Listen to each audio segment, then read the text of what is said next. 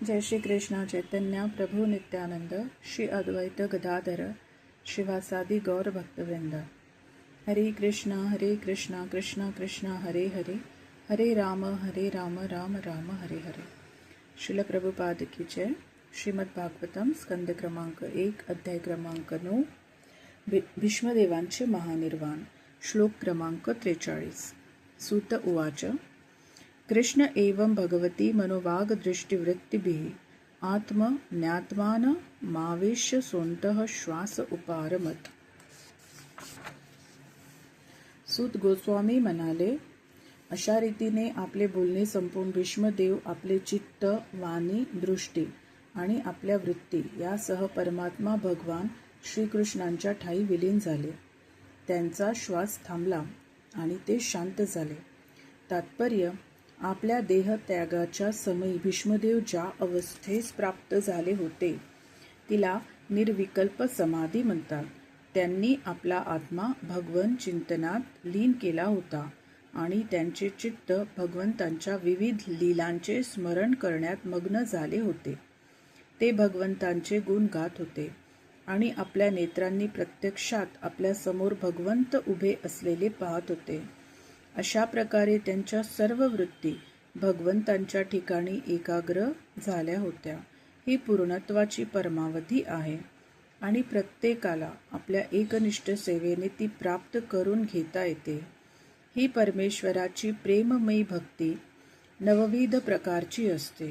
ते प्रकार असे: श्रवण, कीर्तन, स्मरण, पदकमळांची सेवा, पूजा अर्चा, प्रार्थना, वंदन, आज्ञापालन, दास्य, भगवंतांशी सख्यत्व भाव आणि पूर्णपणे शरणागती.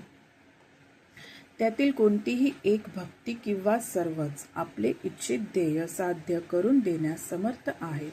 केवळ भगवंतांची उपासना सातत्याने केली पाहिजे आणि तीही एखाद्या पूर्णावस्थेस पावलेल्या भक्ताच्या मार्गदर्शनाखाली. त्यातील पहिला प्रकार श्रवण ही सर्वात महत्त्वाची गोष्ट आहे. त्यामुळे भीष्मदेवांनी अंतिम समय जी अवस्था प्राप्त करून घेतली ती आपणास प्राप्त व्हावी असे खरोखरच अंतःकरणापासून वाटणाऱ्या भक्ताने प्रथम भगवद्गीता आणि नंतर भागवत यांचे श्रवण केलेच पाहिजे.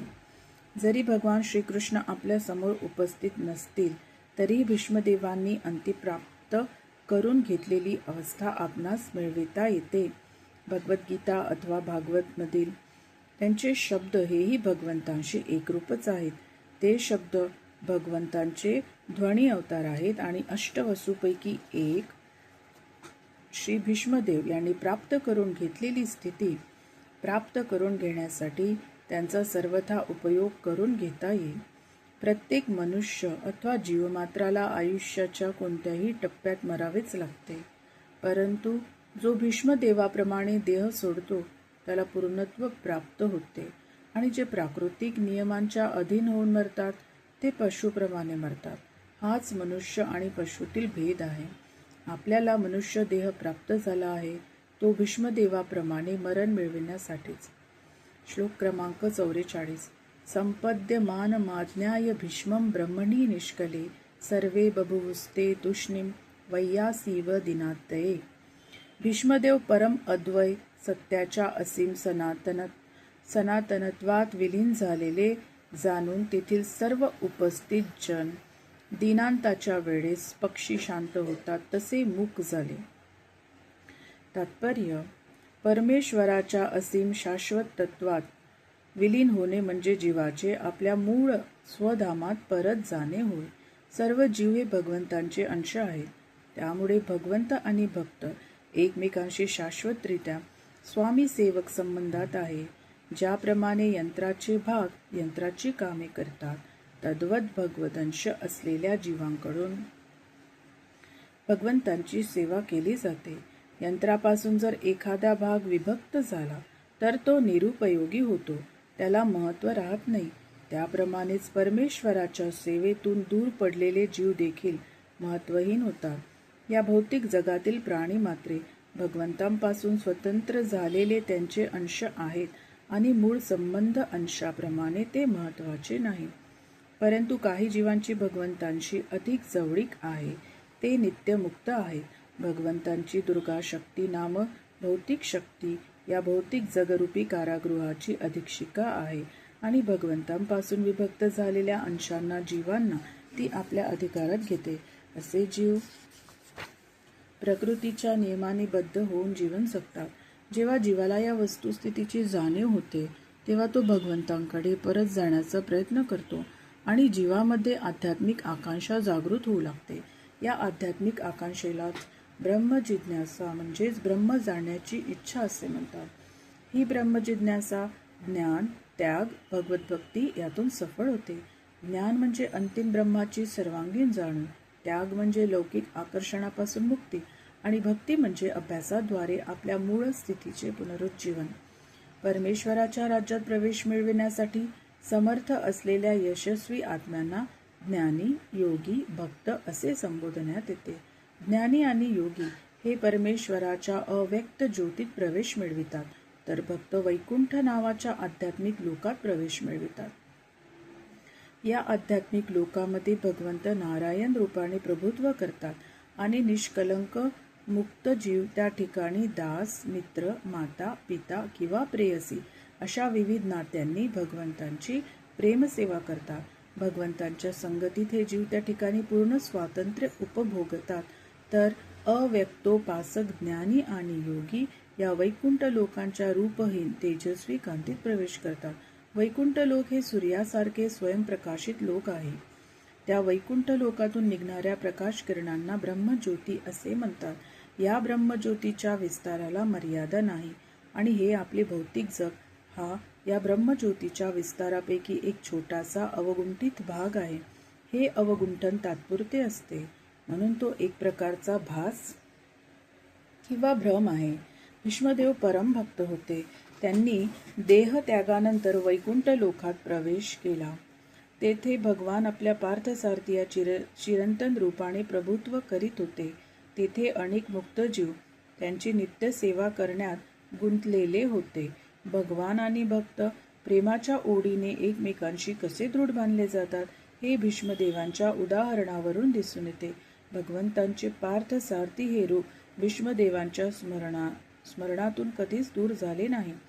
त्यामुळे भीष्मदेव जेव्हा स्वधामात जावयास निघाले तेव्हा भगवान स्वतः त्यांच्याजवळ उपस्थित राहिले. हीच जीवनाच्या पूर्णत्वाची परमावधी होय. श्लोक क्रमांक 45. तत्र दुंदुभयो ने दुर्दैव मानव वादिताः शशंसु साधवो राज्ञां खात्पेतु पुष्पवृष्टयः. त्यानंतर तेथे मानव आणि देवता यांनी भीष्मदेवांच्या सन्मानार्थ वाजविलेल्या ढोल नगाऱ्यांचा ध्वनी निनादू लागला. प्रामाणिक राजे महाराजे आपला आदरभाव प्रकट करू लागले. त्यावेळी आकाशातून पुष्पवृष्टी होऊ लागली. तात्पर्य, मानव व देवता यांच्यामध्ये भीष्मदेवांविषयी मोठा आदरभाव होता. मानवांचा निवास पृथ्वी व त्याच प्रकारच्या भूर व भूवर समुदायातील लोकांवर निवास असतो. देवता स्वर्गीय लोकांमध्ये निवास करतात. अशा सर्वांना भीष्मदेव थोर योद्धे व भगवत भक्त असल्याचे माहीत होते.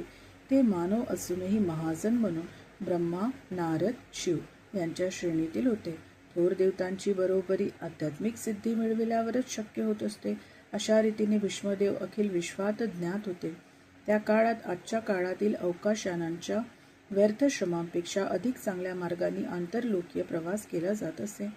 जेव्हा सुदूरवर्ती लोकांना भीष्मदेवांच्या निर्वाणाची वार्ता समजली तेव्हा अशा थोर गत आत्म्याला योग्य सन्मान अर्पण करण्याकरता ऊर्ध्वलोक निवासी जनांनी आणि पृथ्वीवासियांनी त्यांच्यावर पुष्पवृष्टी केली.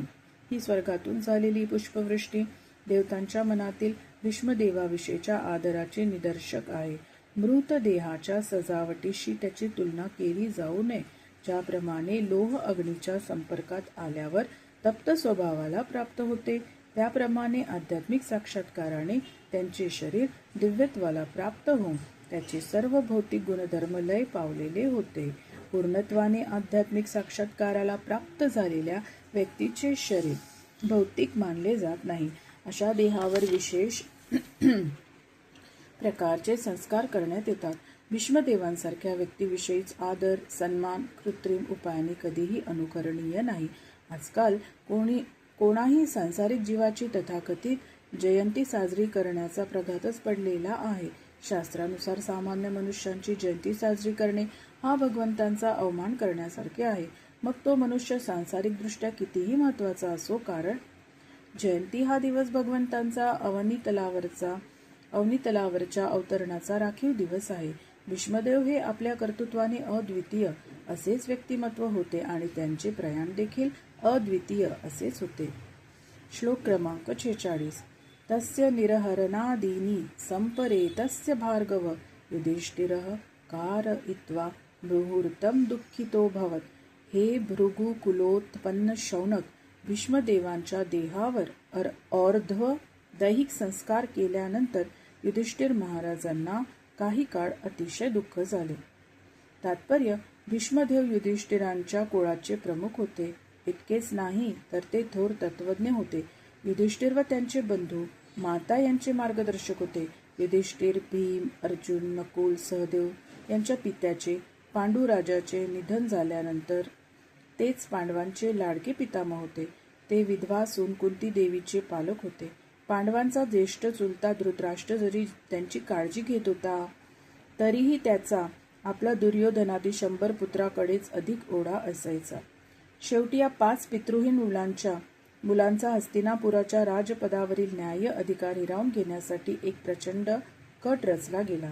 सामान्यतः अशी कारस्थाने राजप्रासादातून होत आलेली आहेत. त्यानंतर या 5 भावंडांना वनवासात हाकलून देण्यात आले. परंतु भीष्मदेव आतापर्यंत युधिष्ठिरांचे सहृदय हितचिंतक, पितामह, मित्र आणि मार्गदर्शकच राहिले. युधिष्ठिर महाराज राज्यारूढ झाल्याचे पाहून त्यांनी समाधानाने डोळे मिटले. अन्यथा पांडवांच्या अकारण दुःखामुळे मनात सतत खंत बाळगण्यापेक्षा त्यांनी केव्हाच देहत्याग केला असता. ते केवळ योग्य क्षणाची वाट पाहत होते. भगवान श्रीकृष्ण पांडवांचे संरक्षक होते आणि म्हणून कुरुक्षेत्राच्या युद्धात पांडवांचा विजय होईल याची त्यांना पूर्ण निश्चिती होती. स्वतः भगवत भक्त असल्याने भगवंतांच्या भक्तांचा कधीही पराजय होणे शक्य नव्हते हे ते जाणून होते. युधिष्ठिर महाराजांना भीष्मदेवांच्या या सदिच्छेची जाणीव होती. युधिष्ठिरांना त्या महात्म्याच्या वियोगाचे दुःख होते.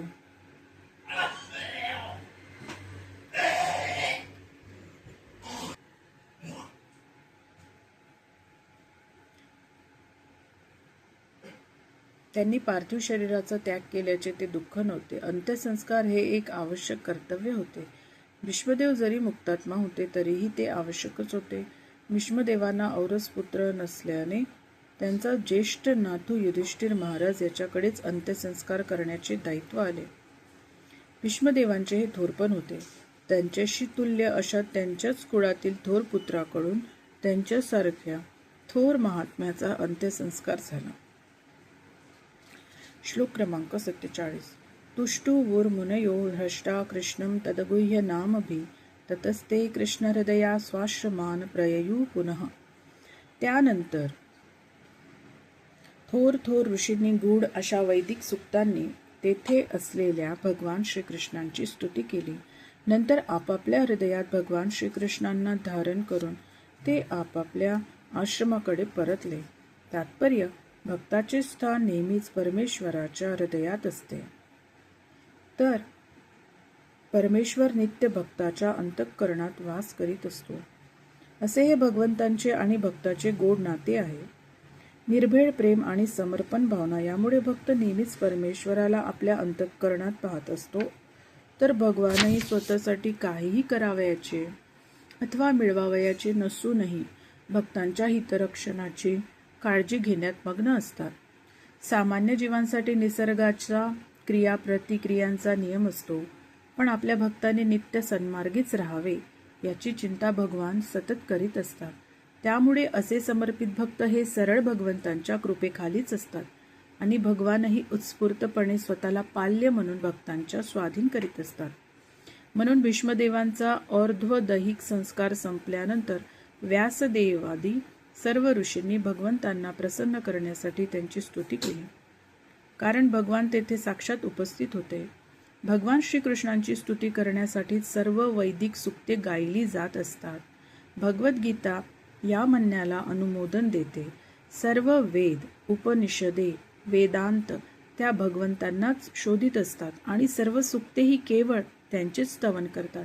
अशा रीतीने ऋषीजनांनी समयानुसार योग्य कृत्ये केली आणि ते आपापल्या आश्रमांकडे निघून गेले.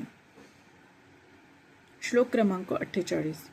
ततो युधिष्ठिरो गत्वा सह कृष्णो गजा वह्यम पीतरम सांत्वयामास गांधारीं च तपस्विनी. त्यानंतर युधिष्ठिर महाराज श्रीकृष्णांसह थेट राजधानी हस्तिनापूर येथे गेले आणि तेथे आपले चुलते आणि चुलती गांधारी यांचे त्यांनी सांत्वन केले.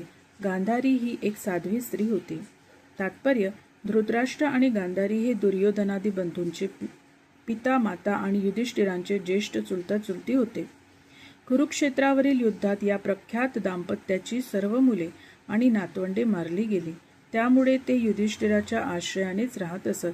एवढ्या मोठ्या जीवितहानीचे तीव्र दुःख उरात वागवीत ते आपली कालक्रमणा करीत होते. ते जवळजवळ विरक्त संन्याशांचे जीवनच कंठित होते. धृतराष्ट्राचे चुलते भीष्मदेव यांच्या निधनाची वार्ता ही त्या दोघा राजाराणींच्या दृष्टीने आणखी एक आघात होता. त्यामुळे युधिष्ठिर महाराजांकडून त्यांना सांत्वनाची आवश्यकता होती. युधिष्ठिर महाराज आपल्या कर्तव्याविषयी सजग होते.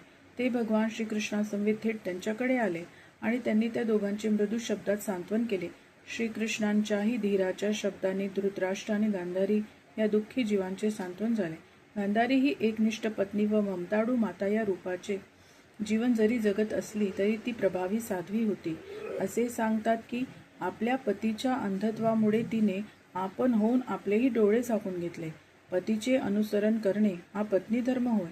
या कामी गांधारी आपल्या पतीशी इतकी एकनिष्ठ होती की तिने त्याचे चिरंतनचे अंधत्वही स्वीकारले. याप्रमाणे तिने पतीचे पूर्ण अनुसरण केले. त्यामुळे तिच्या वर्तनामध्येही ती एखाद्या तपस्विनीसारखी असे. त्यातच तिच्या 100 पुत्रांचा आणि सर्व नातवंडाचा कुरुक्षेत्राच्या युद्धात जो मृत्यू ओढवला त्याचा आघात एक स्त्री म्हणून तिला सहन करावा लागला होता. परंतु तिने एखाद्या तपस्विनीसारखे हे दुःख सोसले. गांधारी जरी स्त्री असली तरी चारित्र्याविषयी ती भीष्मदेवांपेक्षा किंचितही उणी नाही. ती दोघेही महाभारतातील अत्यंत लक्षणीय व्यक्ती आहे. श्लोक क्रमांक 49. पित्रा चानुमतो राजा वासुदेवानुमोदितः चकार राज्यम धर्मेन पितृपैतामहं विभू. त्यानंतर महान धर्मनिष्ठ राजा युधिष्ठिर महाराज यांनी राजधर्माची तत्वे व नियम यांचे पालन करून आपली राजसत्ता चालविली. या राजधर्माच्या तत्वांना आणि नियमांना राजा धृतराष्ट्राची संमती होती आणि भगवान श्रीकृष्णांचेही अनुमोदन होते. तात्पर्य: युधिष्ठिर महाराज केवळ करच गोळा करीत नसत. त्यांना आपल्या राजकर्तव्यांची जाणीव सतत असे. हे कर्तव्य पिता अथवा आध्यात्मिक गुरुच्या कर्तव्यापेक्षा कमी महत्त्वाचे नव्हते. सामाजिक, राजकीय, आर्थिक आणि आध्यात्मिक अशा सर्वांगीण प्रगतीच्या दृष्टीने प्रजेचे हित कसे होईल हे राजाला पाहावे लागेल. राजाला याची जाणीव असली पाहिजे की जीवाला मानवी देह प्राप्त झाला आहे तो त्या जीवाला भौतिकतेच्या बंधनातून मुक्त होण्यासाठी. म्हणून प्रजेला आपले उच्चतम सिद्धीचे उद्दिष्ट साध्य करता येईल अशाच प्रकारे राजाने त्यांचे पालनपोषण केले पाहिजे. युधिष्ठिर महाराज या आपल्या कर्तव्य पालनात अतिशय शीतबद्ध कसे होते हे पुढील अध्यायावरून समजून येईल. त्यांनी स्वतः राजधर्माची कर्तव्ये आणि तत्वे पालन केली. तसेच राजकीय विषयात अनुभवी असलेल्या आपल्या चुलत्याकडून मान्यताही मिळविली आणि भगवान श्रीकृष्णांकडून देखील अनुमोदन मिळविले. युधिष्ठिर महाराज एक आदर्श राजा होते. युधिष्ठिरासारख्या प्रशिक्षित राजाच्या आधिपत्याखालील राजवट ही शासनाची सर्वोत्कृष्ट पद्धत आहे. ही पद्धत आपल्या गणराज्यापेक्षा अथवा लोकांनी लोकांसाठी चालविलेल्या लोकशाही राजवटीपेक्षा कितीतरी श्रेष्ठ आहे. जनसामान्य, विशेषतः कलियुगात सर्व जन्मतः शूद्र असतात. मूलतः ते नीच स्थितीत जन्मलेले, असंस्कृत, दुर्दैवी आणि कुसंगतीत पडलेले असे असतात. त्यांना स्वतःलाच मानवी जीवनाचे अंतिम सार्थक काय आहे याची कल्पना नसते आणि अशांच्या मताचे मूल्य ते काय. कर्तव्याची जाण नसलेल्या लोकांच्या मतावर निवडून आलेले लोक कर्तव्यदक्ष कसे असू शकणार. असे लोक युधिष्ठिर महाराजांप्रमाणे कधी असणार नाही. अशा रीतीने श्रीमद भागवताच्या पहिल्या स्कंदातील भीष्मदेवांचे महानिर्वाण नामक 9व्या अध्यायावरील भक्तिवेदांत भाष्य संपन्न. हरे कृष्णा कृष्णा कृष्णा हरे हरे, हरे राम राम राम हरे हरे. श्रील प्रभुपाद की जय.